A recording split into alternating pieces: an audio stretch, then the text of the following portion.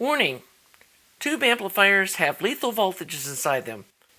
Please do not attempt to build, test, or repair these without understanding and following all safety protocols. Hey y'all! Well, this is the episode a lot of you have been waiting for. I know some of you old timers that are, built a lot of stuff. Those super detailed, slow build video was like, I can't watch that or whatever, but I think everybody's going to want to watch this. This is the final testing of the early 1960s vintage ST70 versus the Tubes for Hi-Fi modern version. And are there any differences between these old kind of holy grail cloth wire output transformers and these modern ones that they sell brand new? You don't have to go hunting them down. You can just order a set of them. And then you can see the difference in the little short stack transformer and this big guy. And does that change the performance? Is this one suffering because it's got this smaller transformer? Is there a difference in the THD? Is there a difference in the way they sound? Who knows? At this point, well, I do. I've listened to these things, but you don't know. So let's get into the video and I'll show you what I've discovered.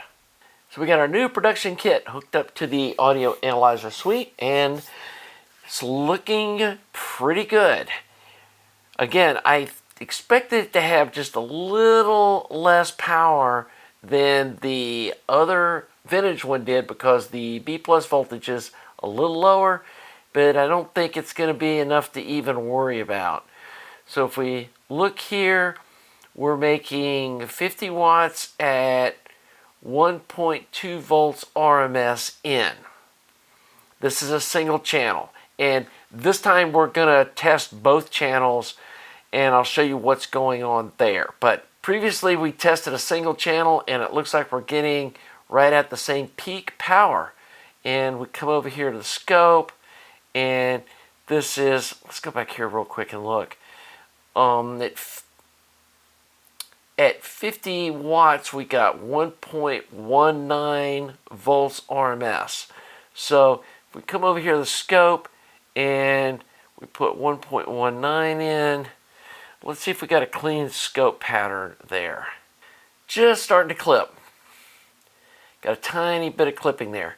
And so let's see at 1.15 if that gets a clean scope pattern. I'm trying to see what the max power with no clipping is. God, just a tiny bit there still. Let's go 1.12 and see if that gets us to no clipping. There we go. Nice clean scope pattern there. That's at 1.12 volts RMS in, which we come over here and look, and that's going to get us right at 48 watts. So really close to that. And as you can see, super low distortion. It doesn't cross 1% until it hits 45 watts. So yeah, that is a really clean looking power versus THD. So I know this was something that was asked about before. Let's drive both channels at the same time and see what that looks like. Because obviously we're going to be running this as a stereo amp. So what we are concerned with is how much power will this thing make with both channels driven. And it's not unusual for a tube amp to see a little bit of difference from left to right channel on the THD because we're working with tubes. They're not perfectly the same. So we got, I don't know whether it's the driver tubes. I mean, I could spend a bunch of time swapping tubes around and stuff, but honestly it doesn't matter. That's a little difference, but it could be the driver tubes are a little different, the output tubes are a little different. And this is biased at 48 milliamps. And we can see right here is where it just clips. And that's right at 40 watts at 2% distortion. Goes past 1% distortion at 25 watts. And it's rated at 35 watts, which is right here, which is 1 volt RMS in. And there's our 35 watts at less than 2% distortion. And the key thing here is most of us are going to be using it in this range in here, which is way under 1% distortion. So let's look at our scope pattern, and let's go ahead and drive both channels here and see what it looks like at 1 volt RMS.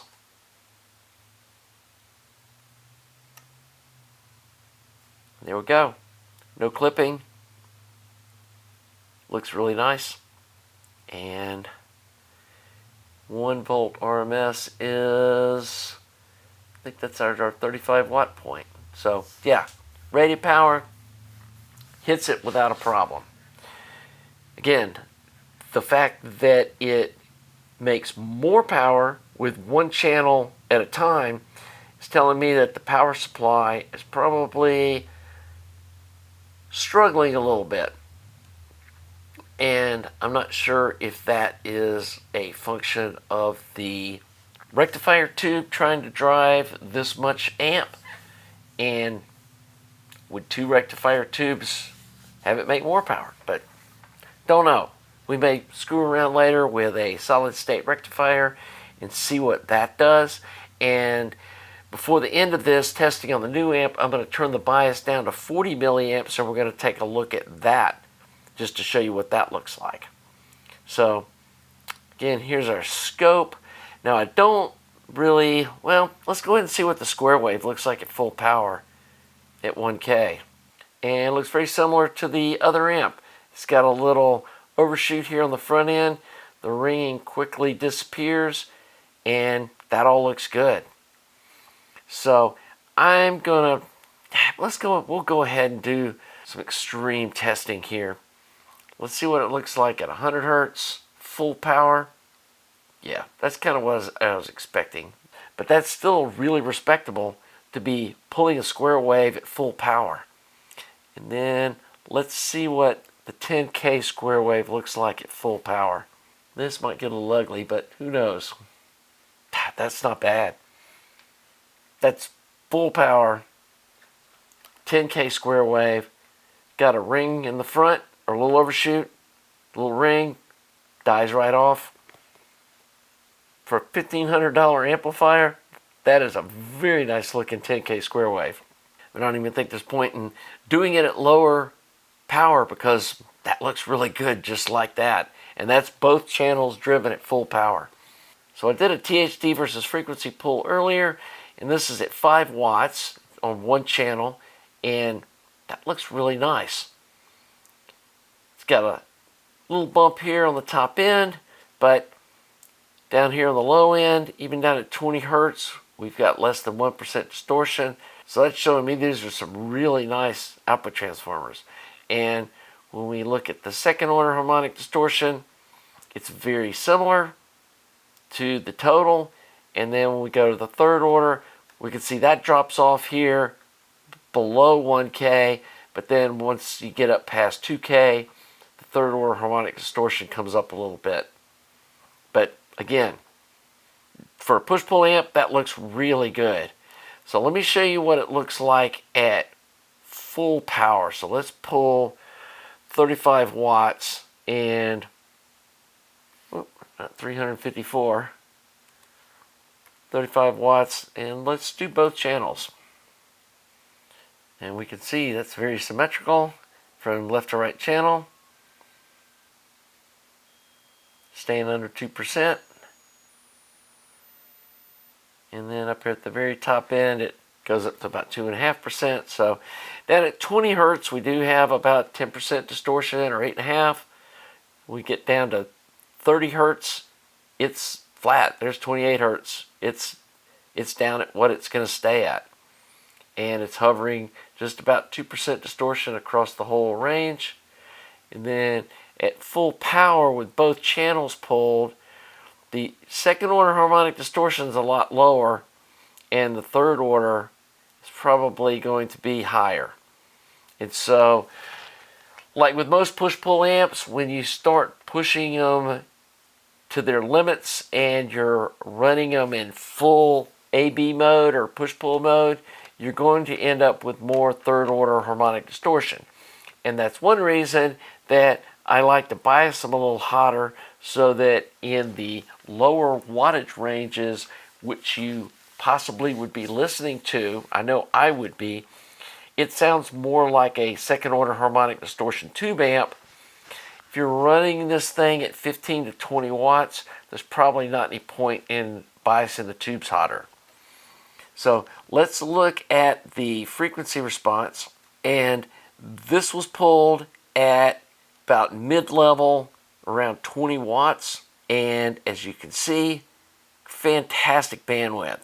I mean, by the time you get to 20 hertz, the frequency response is flat. And just like the vintage one, when you get up to 10K, you've got about a half a dB of boost, and at the very top of the range, it's about 0.6 of a dB up. That's at 20K, but you can see the bandwidth goes on out to 50K without any problem. And so, very impressive performance from the output transformers on this deal. So the last thing I want to do is we're going to go back to this screen here, and I'm going to turn the bias down to 40 milliamps, and let's look at the difference in total power, because I know that's a very confusing thing for a lot of people. They think that increasing the bias would increase the power, but it doesn't. So there's the bias turned down to 40 milliamps. But yeah, people get confused with that when you're changing the bias on a push-pull amp. So as you can see, the bias doesn't change the max power. It just changes where the amp goes into AB mode. So just to keep things fair, let's look at the frequency response with the bias set lower. As you can see, the frequency response looks the same. I mean, there might be a little more roll off here at 20 hertz, but I mean, that's kind of what I hear when I listen to an amp with the bias a little hotter, is it seems to have a little more bottom end punch, but it's such a minor thing you're not going to see it on a sweep like this. So the final thing I want to look at, let's look at 5 watts on one channel like we had last time, and let's see if the amount of second or third order harmonic distortion changes. Honestly, that looks pretty similar. I think it's got a little more third order harmonic distortion. We've got this kind of anomaly dip here, but in this range in here, I think when it was biased hotter, that the third order harmonic distortion was a little lower, which is what I would expect. But hey, it's not earth-shattering stuff. What I would suggest is just try both and see what you think. So let me switch over to the other amp, and we're going to do some quick runs on it. Okay, so now we've got the vintage restored unit on the Audio Analyzer Suite, and we did our single channel pull on the THD versus power, and we've got just a breath more power, like a couple of watts before it starts clipping. And that's just a function of it having a little higher B plus on the power transformer. So one thing we didn't do last time was do a power pull on both channels. So let's see how the vintage amp fares when we're doing a power pull on both at the same time. And honestly, I'm expecting to see the same results. As you can see, we have the same slight variation from left to right channel that followed the tubes into the second amp. And so that's clearly a tube related issue, which is obviously, hopefully, not something to worry about. So we're seeing basically the same thing. It peaks at about 40 at 2.5% distortion, and there's our 35 watts right there at right around 2% distortion, which is exactly what we saw on the other amp. Let's look at our frequency response, and we're going to pull just one channel since that's what we did on the other amp. And let's see if there's any difference between the two amps. I mean, this is the exact identical performance. We got a half a dB up at 10K, got 0.6 dBs up, and the bandwidth goes out past 50K. Down here at 20 Hertz, we're down just like a quarter of a dB, which is nothing. And even down here at 10 Hertz, we're down 1 dB. So those look identical to what we got out of the other amp. So let's just do one quick THD versus frequency at 5 watts on a single channel and see what this does. That looks very, very, very similar to what we saw out of the other amp. And third order harmonic distortion drops at this low power level. There's our second order. There's our THD total. Guys, they look identical. And so, yeah, I gotta say, these modern output transformers that they're selling with these kits are clearly as good as the ones that were made 60 years ago and vice versa. So, you're not losing a thing buying these modern kits versus the older ones. And so, yeah, kind of a good thing. I mean, I was really hoping this is what we were going to see, and it is. So, they clearly got this figured out. Whoever is manufacturing, I guess it's Heyboer, is doing these output transformers. They are an identical copy of the vintage cloth wired ones that everybody says are better. Yeah, and I've listened to both of them. They sound identical to me too, with the same tubes in both amps. So there we go. Let's wrap up our little test here. Well, as you can see, these two amps measure almost identical. And whatever little difference that we're seeing in that measurement is so minor that I can tell you from listening to these two amps, I can't hear any difference. They sound identical to me. And that's a good thing.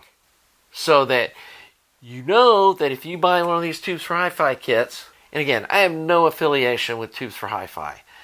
He's not giving me any kind of a deal. I'm not getting some percentage of the sales. There's no affiliate links or anything like that. This was just a viewer sent me this kit, or had it drop shipped to me to build for him, and then the agreement was we were going to use it for the channel to show you guys how to build one, and then at the end of it we were going to test the two amps. And I have another one of these that's a vintage one that I'm restoring too, and he was kind of like, do I buy the vintage one? Should I buy a new kit? And that was still kind of up in the air until we did the testing. I mean, he owns this one because he bought it, but he might have sold this and bought my other one, but there's no reason to. This new production kit sounds identical to this old vintage one, and it sounds awesome. I mean, there's a reason why these things are still in production 60 years later, or 70, or however long these things have been in production, and why it's been such a popular amplifier is because they sound so good. And EL34 tubes are cheap to buy. This thing puts out great power. It'll drive just about any speaker out there. There's not many people that need over 35 watts a channel, and it does that with beautiful results. And especially in that 10 to 15 watt range, man, the distortion's super low. It's mostly second order harmonic distortion, especially if you bias the tubes a little hotter. And, you know, I know some people aren't comfortable biasing these things as hot as I am. They're like at, you know, a little over 80%. And some people think that's way too hot to be biasing a push-pull amp. That's what these things came from the factory, biased at 50 milliamps. And so I don't think that you're not going to blow the tubes up like in a short period of time doing that. They're going to still have a nice long life. Now, if you're really worried about tube life, or you are using it in like that 15 watt and up range, you might as well bias them at 40, because you're not going to probably hear any difference. biasing them hotter. I do feel like at lower power levels, the amp has a little more bass authority and a little more bass punch when you bias it up a little bit. And that's been true with every push-pull amp that I've listened to. I think that the Musicshare, the R8, they both sound more dynamic when you bias them hotter. And these tubes are $25 a piece. And yeah, I mean, I know some people are really budget conscious and they have to watch that kind of stuff. So if you're one of those people, yeah, you bias it whatever you want to because it's your amp. But I would recommend you listen to it at different bias levels and see which one sounds better to you. So again, subjectively, they sound identical. I'd listen to either one of them. They both sound great. I spent about 3 or 4 days listening to this one after I finished it up. And it's a freaking awesome sounding amp. And this definitely hits my new, $1,500 price range amplifier. If you're at that price point, get one of these guys. Don't buy an R8. Don't buy a Musicshare X7. I mean, I know in some ways they look fancier, but this classic chrome chassis look and just, it checks off all the boxes that I would want on a tube amplifier. Now, does it sound better than a 300B amp or a single-ended amp? Yeah, I'm not there yet. But that's more of a niche market kind of thing where you really need efficient speakers and everything that kind of goes with single-ended life. But yeah, this is the kind of amp that'll work with everything. So anyway, I think this has been a fun series, and I hope you all have enjoyed it. I hope some of you guys build this thing. Please send me your pictures. I know they're going to, some ways they look all the same, but I just love seeing people that build stuff after watching my videos. So if you buy one of these or build one of these, send me an email. The address is below. I'd love to hear from you. And tell Dan I sent you. Maybe that'll, in the future, get me some deals on buying some stuff from him. I haven't decided yet if I would want to start building these, like have people ship me a kit, and then I Skunky build it with, my 3-prong power cord and different grounding layout and all that kind of stuff. And not sure yet what I would charge to do all that. So anyway, we'll see what that turns into. I'm not looking to make that my business of building these things, but if somebody wanted me to, I'd consider it. So yeah, I think that's going to wrap up this series. I will have another one of these vintage ST70s up for sale soon. So if you're interested in one, shoot me an email. Probably going to do a yard sale here soon and just kind of put up, hey, here's some stuff I got for sale. I got some phono amps all ready to go, or phono preamps ready to go. So if you're interested in one of those, hit me up. Thanks again to all you Patreon supporters, all you other folks that support my channel. Appreciate all you long-time subscribers and new subscribers. Channel's growing. We're getting near 18K subs, so that's cool. And yeah, this has been fun. I've really enjoyed this. And kind of going back in history to the roots of tube hi-fi, and it's still valid today, which is really cool. So, until the next series, have a great day.